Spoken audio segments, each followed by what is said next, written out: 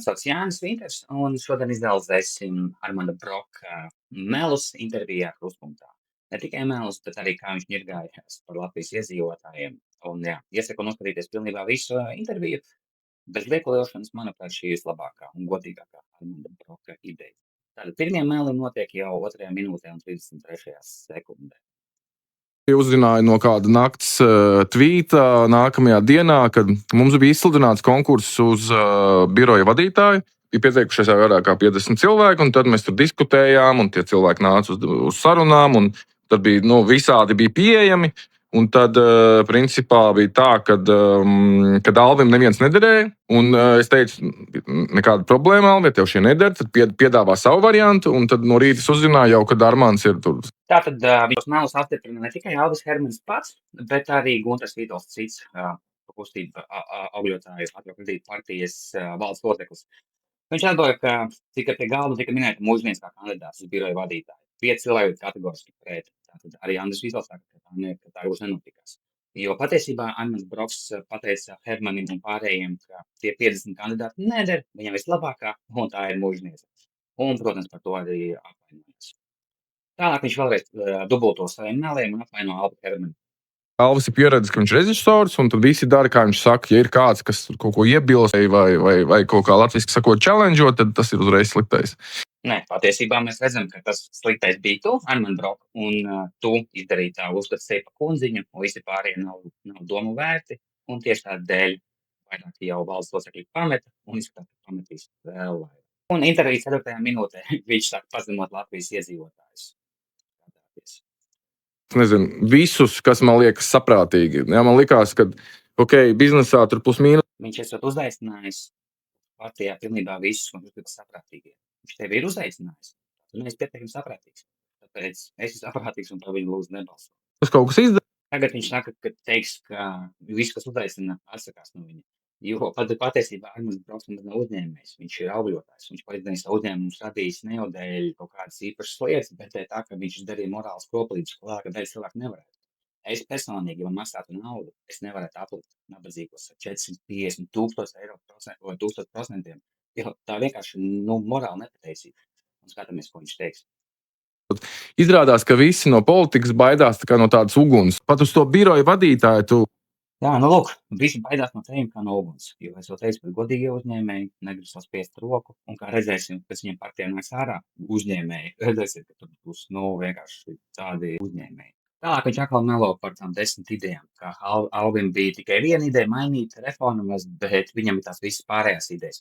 Un tas, ka viņš melo tālāk intervijā, ja notiekos pilno interviju, jūs redzēsiet, ka viņš nevar paskaidrot nevienu no savām idejām. Neko, nekā, bet tās ir viņa idejas, bet Alvis var viņas paskaidrot. Skatāmies.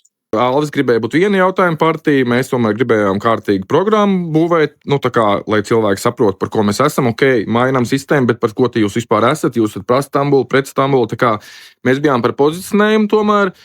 Un vēl Alvis. Jā, bet nevienu no savām idejām viņš nevar paskaidrot. Alvis var, bet melo Alvis nevar viņa.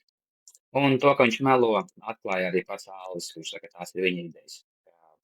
10 punktu akcija un plāns B bija viņa ideja. Un, kā jau teicu, bet tā, ka Broks nespēja paskaidrot nevienu no savām idejām, tad es pilnīgi ticu tam, ka vairāk ticu, ka Broks ir mēlis. Pie tālāk atkal būs par to pašu jautājumu par mužnieci un klausāmies viņa atbildi. Tāds kandidatūrs. Es domāju, tas ir nedaudz pārspīlēts. Tur bija vairāk, kā es jau minēju, vairāk kā 50 kandidatūras, kas bija iesūtītas. Tur ar daļu no viņiem tiešām tika runāts par šādu opciju, ar daļu tas ir piemesta klāt vienkārši, lai sakrāsotu krāsas. Bet es varu teikt, ka neviens no nosauktajiem nav plānots kā biroja vadītājs. Tāpēc tas, kad. Atcerieties, tika nosaukts mužnieks vārds. To saka Alvis Hermans un vēl Vītols, kurš arī valdes loceklis. Un pārējie vienkārši klusē. Tāpēc atkal melo. Cilvēki, atsakot, te ir tas lielais jautājums, vai tu gribi cilvēku, kam ir pieredze un kas ir vadījis kaut kādus liels projektus, vai tu gribi cilvēkus, kas nav darījuši neko. Jā, saprotiet, vai jūs gribat pārmainīt valsti ar vecajiem korumpētās sistēmas iedīgiem, kopā iet, vai jūs varat mainīt valsti bez viņiem? Armandam nav neeksistē cita versija, vai iet kopā ar zaglēniem un schēmotājiem, vai nav citas versijas. Un lūk, šeit viņš izsakās par to, cik labi ir vienotība. Viņam nav tabū, un pēc tam vēlāk viņš parādīja šo tvītus, ko viņš par viņiem apsaukā. Reāli aiz muguras ir kā apsaukā, bet tomēr ir vislabākie no labākajiem. tad, jā, lai izlemj. Man nākās atzīt, ka no visiem spēlētājiem, kas ir, viņi šobrīd ir mazākais ļaunums. Viņi tiešām, nu, lai vai kādi viņi ir, ja viņi var sakot, nav koruptīvi, ja viņi nav. Nav koruptīvi, 20 gadus, cik daudz kārtēļi, cik daudz izdakts, izkrāmi, vienkārši slimnīcas tiek iztērēt 100 miljoni, nekas netiek uzcelts.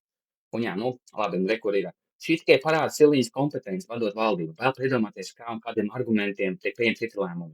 Jā, nu, mazākais ļaunums, tas pats viņas saka. Augstāk ir vēl viens par Siliņu. Jautājums, kurš vērtēs Siliņas paveikto un kad? Nu, ar man brauktu tikko atzinies, ka tas nebūs tu, jo esot mazākais ļaunums. Šeit stāstīs par savu draudzību ar Māri Mārtinsonu, vienu no dižākajiem Latvijas schēmotājiem, būvnieku karteļa biedru un tā tālāk. Šeit, kur jūs varat redzēt, viņi satiekās īsi, nu, pirms partijas dibināšanas jau, bet tagad viss sarunāts ir un tagad dosies uz priekšu.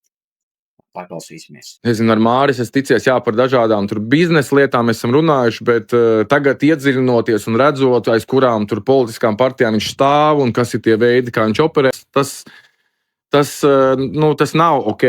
Jā, bet, nu, tā kā mēs jau es jau viņu pazīstu, nezinu, kaut 11 gadus. Un viņš viņu pazīst 11 gadus un tikai tagad uzzina, ka Māris Mārtinsons ir schēmotājs no būvnieku karteļa un 1001 citas schēmas līdzdalībnieks. Un šeit viņš atkal atzīstās, ka īstenībā viņš ir vienas idejas partijas cilvēks, bet jā, jo tagad nevarēs paskaidrot, kādas ir idejas. Vairāk kompilēts no dažādiem. Mans punkts bija par nulles budžetu, un kas vēl nē, bet šis bija tieši no citiem kolēģiem. Jā, tā kā tas nav tikai mani punkti, tas ir arī citu kolēģi. Tur kaut kāds kopdarbs, par kuru mēs varējām vienoties. Atsakot, par to jūs nevarētu atbildēt. Nē, nu, viss, kas nav kritisks. Viņš nevar atbildēt, jo Alvis ir vienas idejas cilvēks. Viņam ir daudz ideju, vienkārši viņš nevar viņas paskaidrot, jo, nu, loģika. Un šeit jau atkal, kurš dabūs naudu, kā izdarīs, un atkal cilvēks rādīs, ka viņam nav nekādas idejas, visi ir saukļi, un patiesi motīvi ir pilnīgi citi. Līdz 30. gadam samazinā valsts parādu līdz 35% no IKP. Labi. Jā. Tāds mums ir punkts. Jā. Tajā top 10. Nē, tajā nē, jums ir savs, ko jūs esat pielikuši. Labi. Ir tur. Ģēnijs. Neatzītais ģēnijs. Nē, es gatavojoties intervijai, skatījos visu, ko jūs esat sarakstījuši. Ļoti labi. Es vienkārši, skan jau labi. Man interesē vispār, kādā veidā to gribat panākt. Nulles budžets. Tas ir, principā... Vienkārši ietaupot budžetu, jums arī šobrīd nevarat pateikt. Par kādām naudas summām ir runa? Šobrīd mēs aizņemamies 2 miljardi gadā. Viņš grasāties audzēt. Tajā pašā laikā, līdz tam pašam 30 gadām veselībai 7% no IKP. Vēlreiz, jā, tad attiecīgi vienā katlā.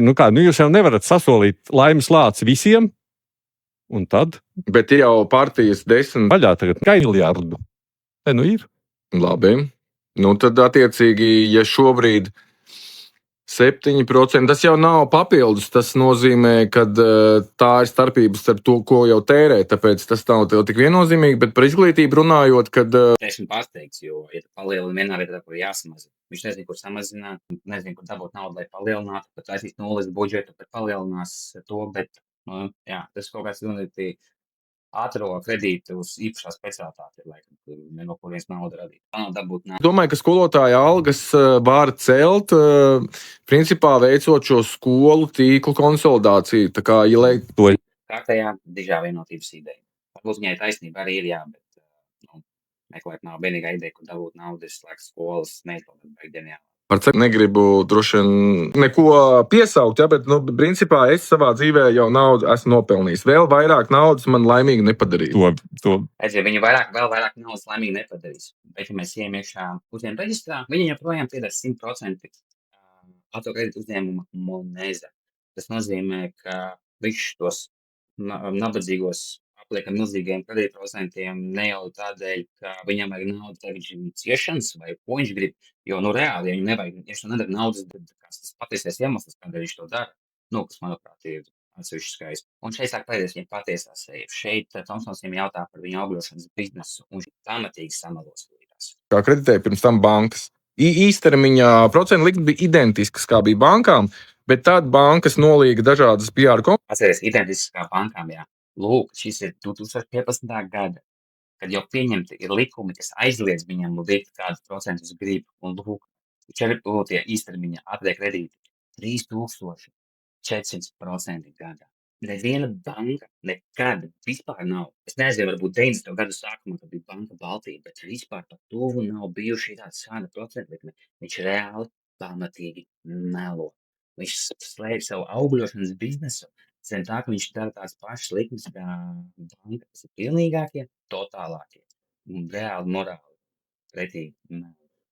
PRs, un PRs. tas ir ok, ka šādā veidā notiek. Tātad šis 3400%, ar ko viņi ar skresnētālu visiem pārējiem aizdeva nabadzīgiem, lai iznīcinātu viņus finansiāli, ir banku lobijs, ja?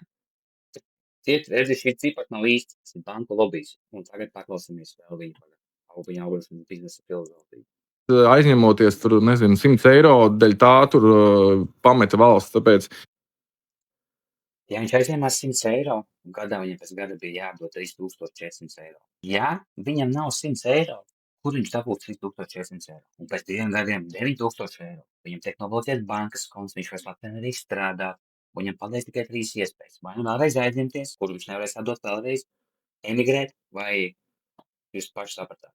Lūk, kas par divkosīgu lietu. un tad vēl 10 citos tirgos, un Latvijā. Citu gandrīz visur ir bankrotējuši, jo valsts aizliedza savus iedzīvotājus apaugļot. Es pat nezinu, kādos valsts. Es teikšu, ka mēs nekad neesam bijis liels spēlētājs, un kaut kā Bet augļošanas partijas otrs saistītais cilvēks, Kesnāns gan bija 80% tevis, lai viņam piederēja, ne? Tavam labākajiem tavam draudzīgiem. tā kompānija pelnīja kaut kādu zaudēju naudu, un tad arī viņi tika aizvērts. Tāpēc teikt, Atcerieties, mēs ejam iekšā dalībā, skatāmies OC Finance, ja? 100% pieder šogad vēl pieder, ja? Un paskatāmies pēc OC Finance locekļu paustā Moneza biznesa. Moneza, ieiet, ierakstiet, tas nozīmē, un ar ko viņš nodarbojās, vai gadījumā nav.